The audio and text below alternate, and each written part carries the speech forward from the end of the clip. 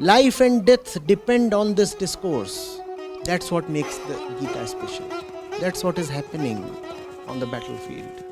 Beautiful, breathtaking, real.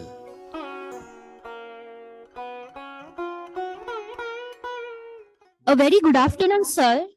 This is Harshita, a first year BTech student who has always been a fan of your talks. And my question is, can someone be in a healthy relationship along with their studies? A healthy relationship here means that both the partners are very supportive and understanding in each other. Thank you. Welcome, Harshita. First year student. Nice. See, when you talk of a relationship, let's look at it very objectively. It's always between two entities, right? A relationship implies there is X and there is Y, or A and B, whatever, right? Now, when you talk of relationship in the context of your life, one of those entities is always you, right? So, you are the one who is the experiencer of all relationships. So, you are the one who has to choose the relationship very wisely. You are the subject. And everything else that you relate to or can potentially relate to is an object. Now, what all do we relate to? It's not necessarily people alone that we relate to.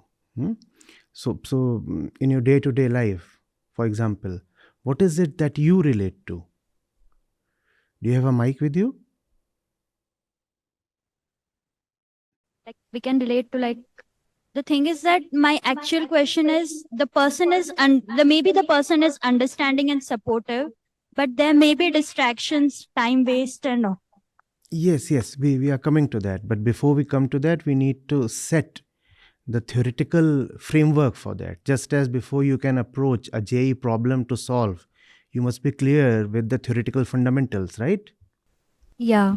The problem could be about a boy throws a stone at a crow and the stone is to hit the crow, and the crow is sitting at an elevation of 50 meters and at a horizontal distance of 100 meters. At what angle and what velocity must the stone be thrown? So that might be about the boy and the crow and the stone, but you need to understand the fundamentals of projectile motion first. Yes, sir. Right? Okay. So, what is it that we relate to in our day-to-day life? I don't think I have adequate knowledge to. You are, for example, at this moment relating to the mic. There is a relationship between you and the mic. There is a relationship between you and the screen you are looking at. Though we usually do not use the word relationship in such a sense, so it might sound a little unfamiliar or even awkward. But you are relating to the mic right now. So if you are there, you are relating not only to people but also to objects, inanimate objects like the mic or your clothes or the chair you are sitting on or the screen you are looking at, and also to thoughts and feelings. Because all of them are to us. Whatever is to us is an object that we relate to. I want to bring you very strongly to yourself. All objects are to you. You are the one at the center of all relationships because you are the one who would be choosing the object to relate to, whether consciously or unconsciously. And you would also be the one who would be experiencing the results of your choice.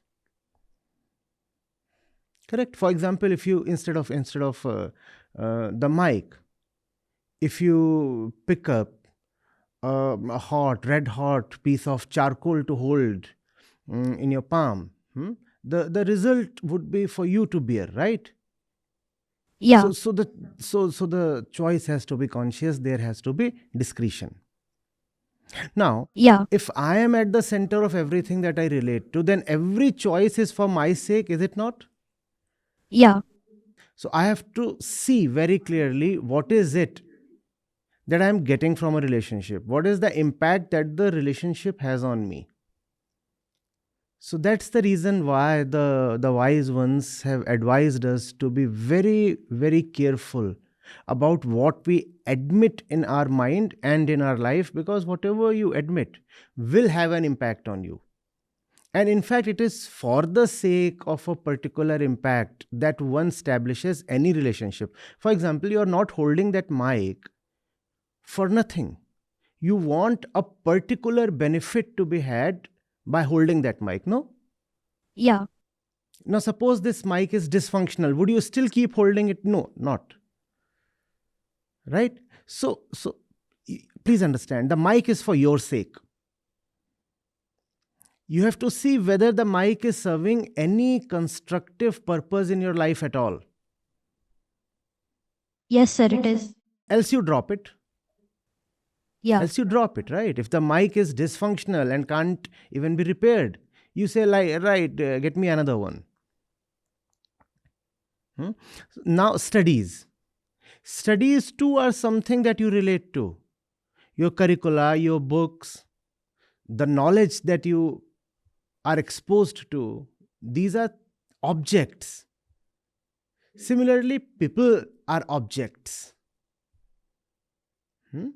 A tennis racket is an object,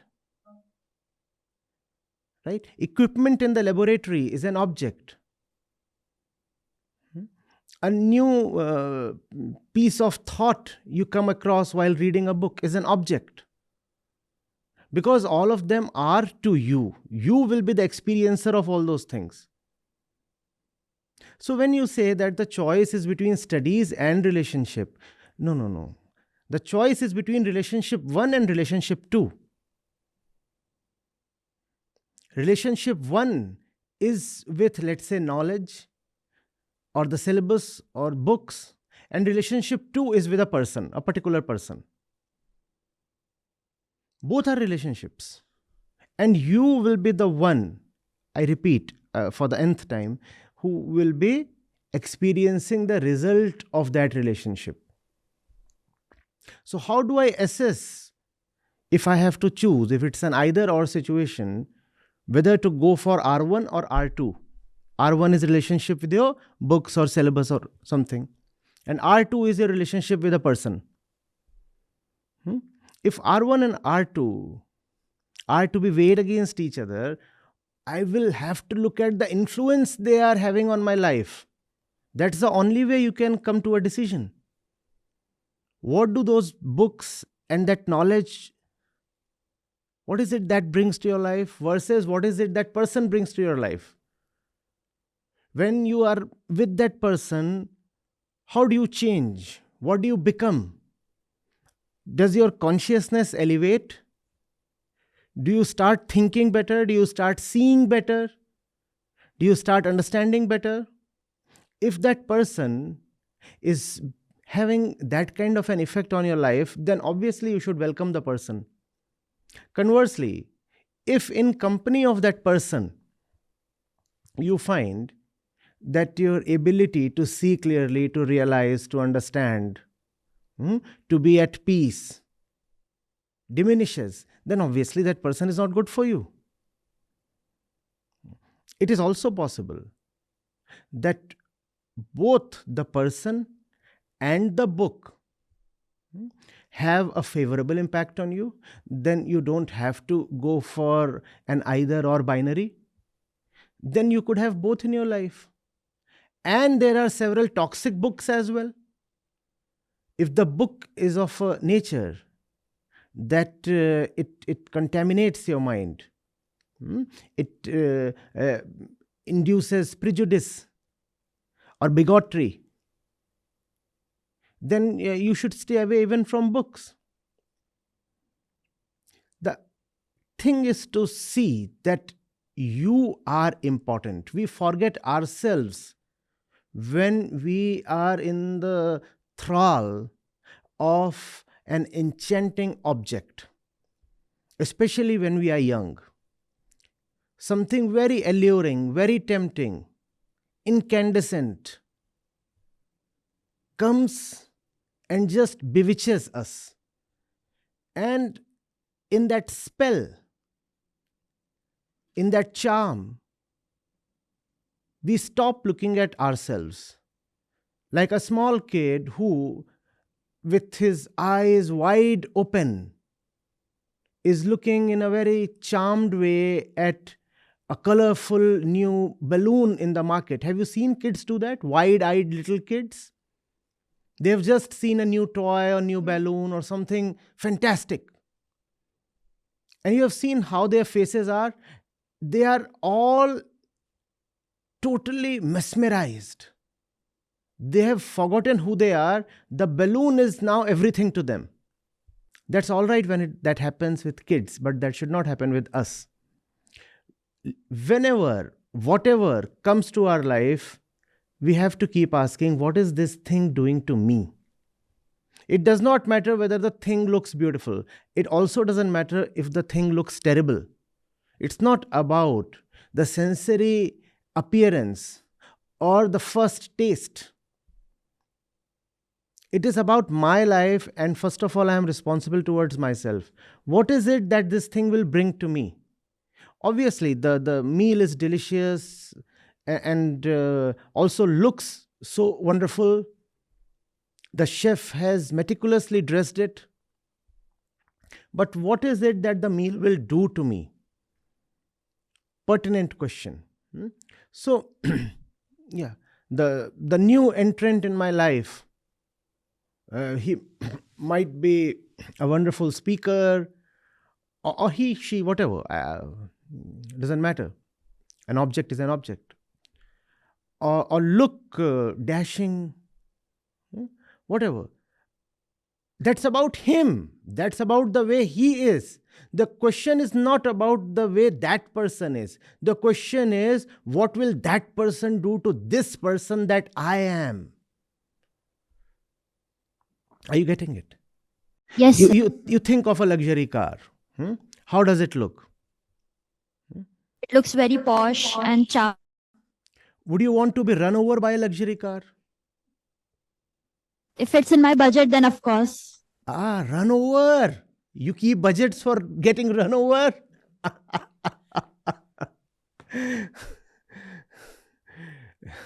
Do you want to be hit by a luxury car? No. No. So it's not about how great the luxury car is. It's about what that car is doing to you. The car might be wonderful. The car is great. But what is it that it did to you? It hurt you. It probably put you in coma for your entire life. But when it comes to things like cars and other splendid objects that appeal to the youth, we get so enchanted that we forget the effect that the thing is having on us. So don't just keep repeating, oh, the car is fantastic. Ask, what is it that it will do to me?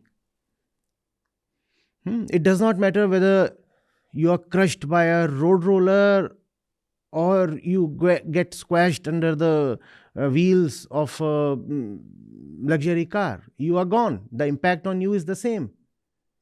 In fact, if one of those cars is coming to crush you, and instead a road roller saves your life, then irrespective of how bizarre the road roller might look to our prettiness hunting eyes, that road roller is a better deal, is it not? Yes, it is. So ask, what is the thing doing to me? Do not say how great the thing is in itself. The thing in itself means nothing. For a relationship, you have to ask, what is it doing to me? You are the touchstone of everything. You are the measure of everything. You are the decider of everything. You, by looking at yourself, have to decide whether something means anything. Otherwise, things in themselves have no value. Remember, everything in the universe has value only with respect to you. With respect to you, everything has value. Otherwise, things do not really have intrinsic values. Tell me, does an asset have any value if there is no buyer? No, it doesn't have. So the value is always with respect to someone. And that's the thing we forget, and that's the thing about all wisdom literature. It keeps you bringing back to yourself. Look at yourself and ask, who am I? Where am I? What am I doing? What's happening? But that's the last entity we look at, the self, the I. Because all our senses are always directed towards the world. The eyes are looking at the screen, the hand is holding the mic, the body is seated on the chair, and the ears are hearing everything that's coming from the speakers. So there is no way these normal senses can make us aware of ourselves. The body is designed to be externally oriented. So we forget ourselves. Yes, sir. So you can have the person and studies both. Possible. All four combinations. With two entities, you can have four of them, right? So maybe both are admissible. Maybe both are inadmissible. Maybe X is good for you and not Y.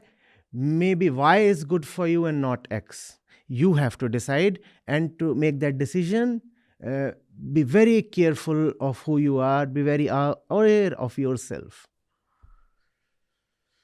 Yes, sir. I'm not sure this really is what you wanted as an answer.